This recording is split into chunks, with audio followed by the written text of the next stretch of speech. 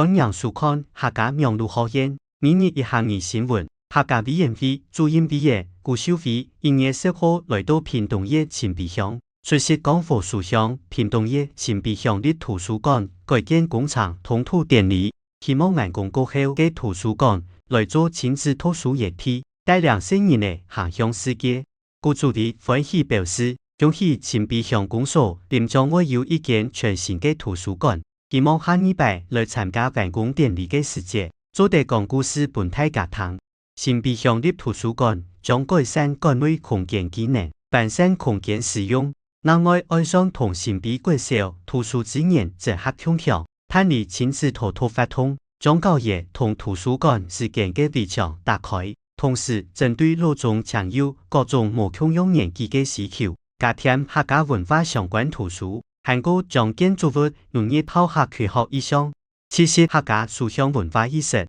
以上係客家網絡學院嘅報道。接下來會教大家今本日嘅每日一行二出去典禮，鄉長去參加圖書館開工典禮，鄉長去參加圖書館開工典禮，唔好會忙啊，下禮拜再來了。